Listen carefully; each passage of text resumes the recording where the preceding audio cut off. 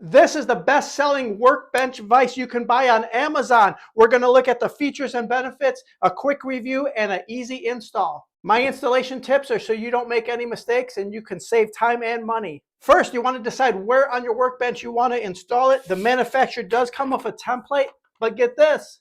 I found out it's not to scale, so it's a little bit worthless.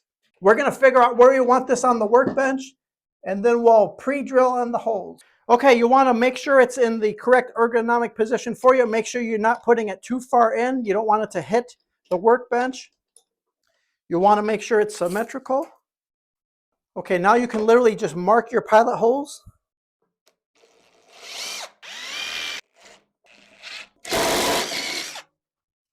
Okay, now on your fasteners, don't be surprised. Your vice grip does not come with fasteners. You have to pick that out yourself. You want to make sure that they are not so long that they're going to go all the way through this material, unless you're going to purchase carriage bolts if you have room to fasten it from underneath. Otherwise, just use lag screws. Make sure never to use nails or regular screws, always lag screws for the proper strength. Also here, washers are your best friends. Get a flat washer to maximize the holding power. Also, the manufacturer recommends split lock washers. So lock washers have this little cutout here, and when you tighten it down, it will provide constant pressure on the fastener so they don't loosen up over time. So the order is flat washers, lock washers, and the hex screw.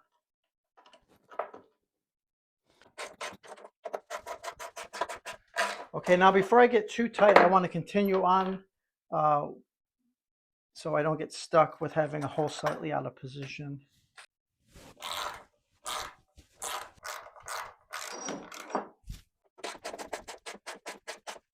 Okay, features and benefits. So when you loosen this base up, this can swivel to different positions.